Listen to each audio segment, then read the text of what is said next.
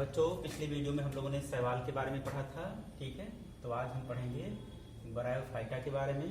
ठीक है, पादप का जो अगला वर्ग हो क्या है, ब्रायोफाइटा या ब्रायोफाइट। तो ब्रायोफाइट में जो है मांस और लिवर वर्ड्स आते हैं। क्या आते हैं इसमें? मांस और लिवर वर्ड्स आते हैं।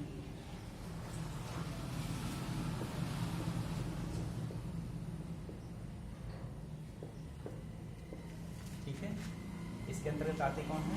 मांस और लिवर वर्ड आते हैं। ठीक है,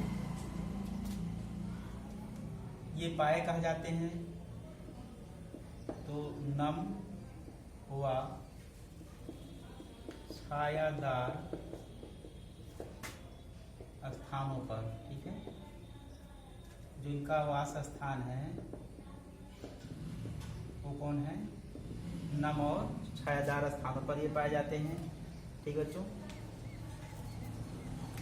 ये जो ब्रायोफाइट होते हैं इन्हें पादप जगत का आप ये कह सकते हैं कि ये जल स्थलचर भी होते हैं।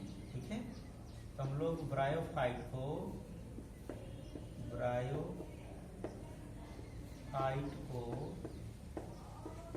पादप जगत का जल स्थल चर भी कहते हैं। ठीक है, पादप जगत का जल स्थल चर भी कहता है।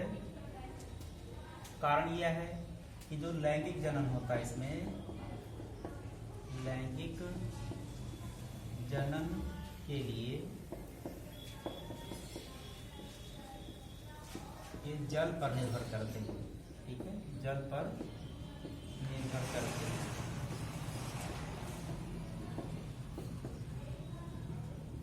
देखो, उभयचर जैसे होता है कि जल और स्थल दोनों स्थानों पर रहते हैं, उसी प्रकार इनमें क्या होता है कि नम छायादार स्थानों पर पाए जाते हैं, लेकिन जब जनन करना होता है लैंगिक जनन तो उसके लिए जल पर डिपेंड करते हैं। ठीक है, ये अपने युग्मक को जो है जल में ही छोड़ते हैं। युग्मकों का संलयन कहाँ होता है? इनमें जल में ही होता है। नर और मादा युग्मक का जब लैंगिक जनन होता है तो इसका नर भाग क्या बनाएगा? नर युग्मक, और मादा भाग मादा युग्मक। तो वो युग्मकों को जो है अपने संलयन के लिए जल में ही छोड़ते हैं। इस नाते जनन के लिए किस पे डिपेंड करना पड़ता है? इसको जल पर डिपेंड करना पड़ता है। तो इस तरह से हम ये कह सकते हैं ये जो होते हैं ये जल स्थलचर हैं। ठीक है, ये क्या है? ब्रायोफाइट को हम लोग पादप जगत का जल स्थलचर भी कह सकते हैं। ठीक है, पाया गया स्थल पर, लेकिन जनन के लिए किस पर डिपेंड कर रहा है? तो वो जल पर डिपेंड करता है। ठीक है, और इसके जो पादप रचना की बात करें तो हम ये कह सकते हैं इसकी जो पादप काय होती है, पादप काय,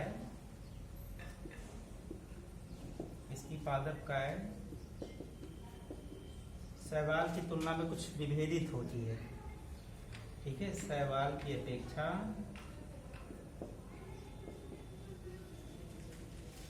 अधिक विभेदित होती है।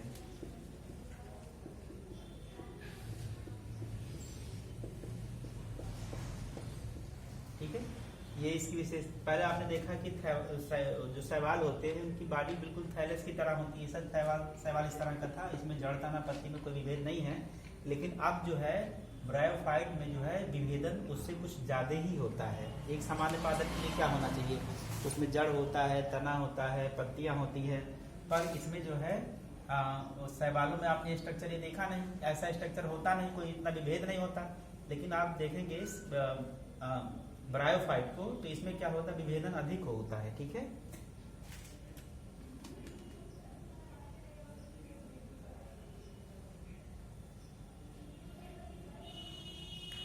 और दूसरी बात क्या है कि इनमें वास्तविक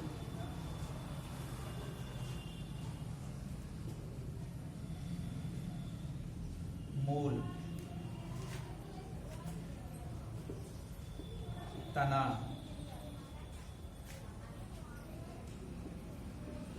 या पत्तियां नहीं होती। ठीक है, जैसे वास्तविक रूप से इसमें जड़, तना और पत्तियों का अभाव होता है, पर विभेदन उससे ज्यादा होता है। शैवालों की तुलना में विभेदन इसमें ज्यादा होता है।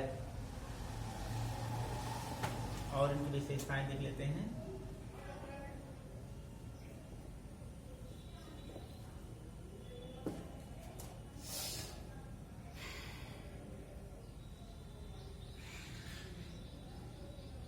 और बोला हमने कि जनन के लिए युग्मक उत्पन्न करते हैं, नर और मादा युग्मक बनाएंगे तो इस नाते जो है इसे युग्मोद्भिद भी आप कह सकते हैं।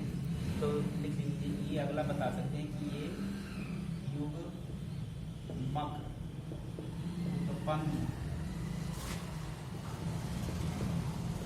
करते हैं, ठीक है। अगर उत्पन्न करते हैं तो इसलिए इन्हें क्या बोलेंगे, युग्मकोद्भिद। इसलिए इसे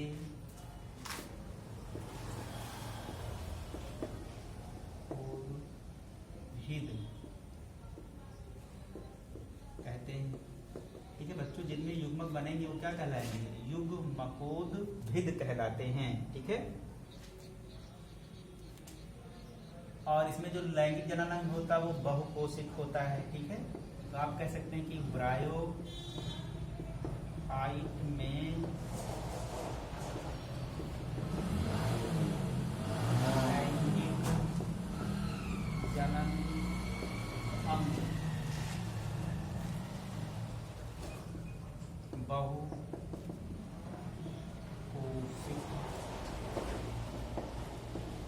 होता है, ठीक है। तो इनका जो लैंगिक जनन अंग होता है वो क्या होता है, बहुकोशिक होते हैं।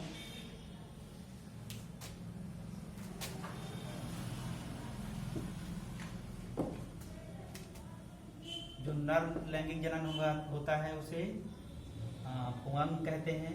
नर लैंगिक जनन अंग को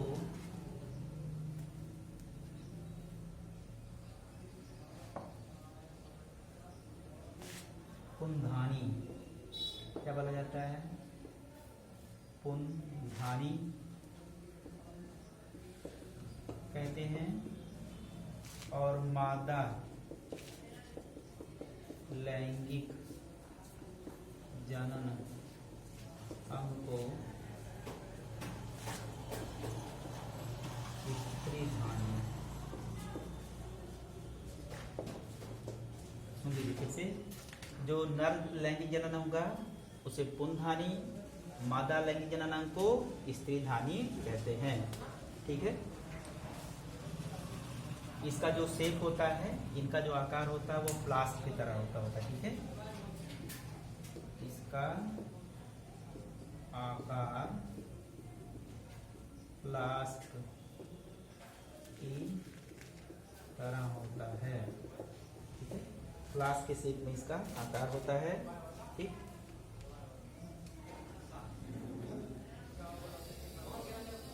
ठीक है।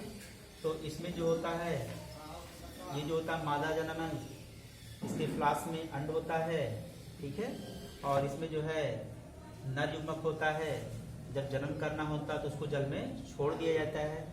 और जब जल में छोड़ दिया जाएगा तो वे क्या करेंगे, संलयन कर लेंगे, ठीक है। संलयन कर लेंगे और जब संलयन करेंगे तो उसको बोलेंगे, उसका बीजाणुभिद बोला जाएगा, ठीक है। बीजाणुभिद बन जाएगा, या उसे बोलेंगे स्पोरोफाइट बन जाता है, ठीक है।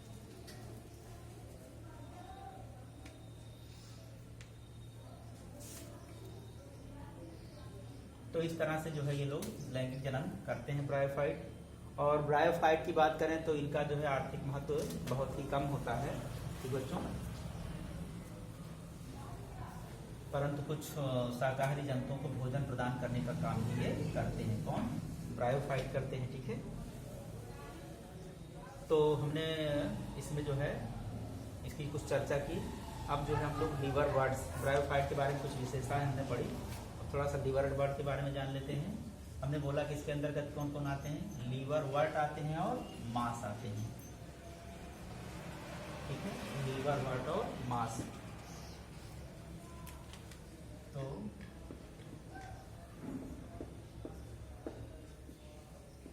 ठीक है, विशेषता आप जान ही लिए कि जो है ये नम छायादार स्थानों पर पाए जाते हैं। ठीक है, तो वास स्थान जो उनका होता है, वास स्थान क्या है? नम छायादार स्थान। ठीक है, तो ये नम छायादार स्थान पर ये पाए जाते हैं। ठीक है, नदियों के किनारे जो है गीली मिट्टी में, पेड़ पौधों की छालों पर, जहाँ पर भी नमी होता है वहाँ पर ये पाए जाते हैं। ठीक है, इनकी जो पादप काय होती है, लीवर वर्ट की पादप काय थैलस की तरह होती है। इसकी जो पादप काय मतलब इसकी जो शरीर की रचना होती है वो थैलस की तरह होती है। ठीक है, तो मतलब थैलस का मतलब जिसमें जड़ कण पत्तियों में बहुत ज्यादा विभेद ना हो। ठीक है, वैसी रचना होगी।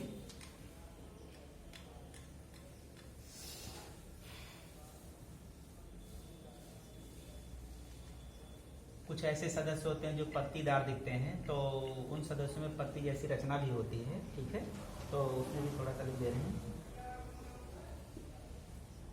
इनके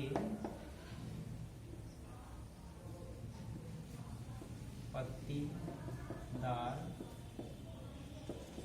सदस्यों में पत्ती जैसी रचना होती है। विभेदन ज्यादा होगा शैवाल से, जैसे यहाँ पर देखा गया कुछ ऐसे होते हैं जिनमें पत्ती जैसी रचना भी दिखाई देती है। ठीक है,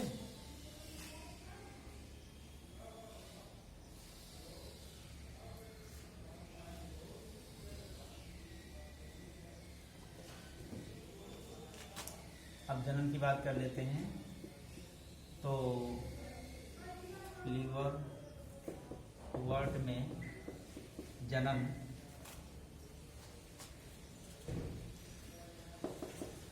थैलस के विखंडन या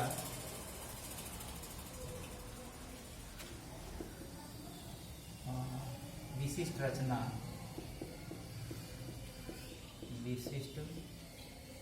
रचना जेमा, ठीक है, द्वारा होता है।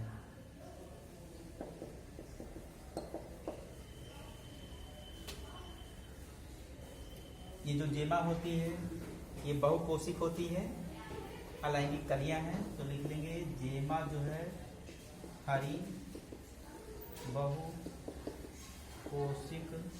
ठीक है, हरी बहुकोशिक अलैंगिक कलियां हैं। ठीक है, ये कैसी होती है? जेमा हरी होती हैं,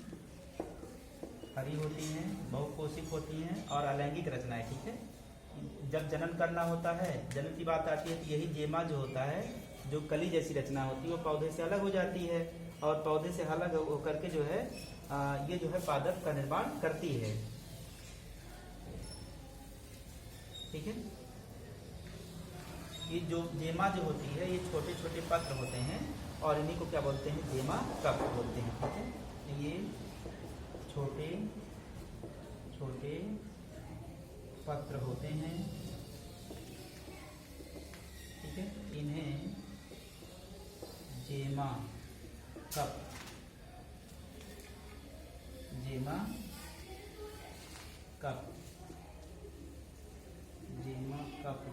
कहते हैं। ठीक है, और यही क्या होते हैं? अपने पादप से जो है जेमा कपी जो है उनसे अलग हो जाते हैं मुख्य पैतृक पादप से, और पैतृक पादप से अलग होकर के ही अपना जो है एक पादप का निर्माण करते हैं। ठीक है, तो इस तरह से आप देख रहे हैं कि इसमें जो है जनन जो होता है, थैलस का जो विखंडन होता है, उसकी जो बॉडी होती है उसको थैलस बोलते हैं, या तो उसके विखंडन द्वारा हो जाएगा, या फिर जो विशेष रचना जो जेमा कफ होती है, जेमा होती है अर्थात उसी के द्वारा होता है। ठीक है, और ये लैंगिक जनन भी करते हैं। इनमें जन्म कैसा होता है? लैंगिक भी होता है। ठीक है,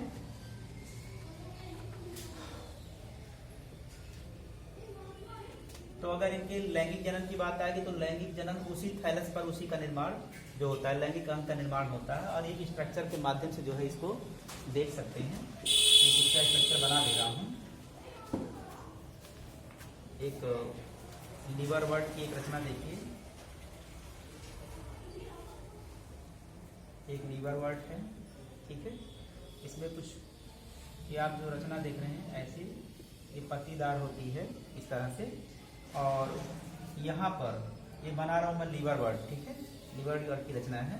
यहाँ पर कुछ ऐसे जड़ जैसी जो रचना होती है इसी का नाम होता है मूलाभ, मूलाभ होता है, ठीक है। ये जो आपको रचना दिख रही है इस तरह से होती है। और यहाँ पर जो होती है जो कलिका जैसी रचना होती है, कलिका, कौन सी रचना, ये कलिका जैसी एक रचना दिखाई देती है। ये जो कलिका जैसी रचना दिखाई देती है इसी कलिका जैसी रचना को हम लोग क्या बोलते हैं, जेमा कप, क्या बोलते हैं, जेमा कप बोलते हैं, ठीक है। और लैंगिक अंग जो होता है पादप के इसी भाग पर इसका लैंगिक अंग उगाता है, ठीक है, जो फ्लास्क जैसी रचना होती है इस तरह से, ठीक है। तो अगर ये मादा भाग है तो यहाँ पर जो बनता है वो स्त्री धानी धर कहलाता है, ठीक है, स्त्री धानी धर। अगर वो मतलब जो है एक दूसरे प्रकार का भी उसमें होता है यहाँ पर ऐसा, वो नर भाग जो होता है, अभी बोला इसमें लैंगिक जनन भी होता है, ठीक है। तो जो लैंगिक जनन होता है उसमें से जो दूसरा प्रकार का ये स्त्री धानी धर मादा युग्मक बनाएगी, और ये क्या कहलाता है, पुंधानी धर, इसको बोलते हैं पुंधानी धर। ये नर भाग होता है और ये क्या होता है, मादा भाग होता है, ठीक है। इसमें नर युग्मक बनता है और इसमें मादा युग्मक। तो अगर जनन करना होगा तो पादप के इस भाग में मादा युग्मक बनेगा, इस भाग में नर युग्मक बनेगा, तो लैंगिक जनन भी करते हैं। अन्यथा जो है ये जो पादप का होता है इसके विखंडन से भी होता है इसका जनन। और ये जो आप देख रहे हैं जेमा कप, यही जेमा कप जो होता है कलिका जैसी रचना पादप से अलग होकर के पादप का निर्माण करती है। तो इस तरह से इसमें लैंगिक जनन भी होता है बच्चों, ठीक है। तो आज के टॉपिक में इतना ही, धन्यवाद।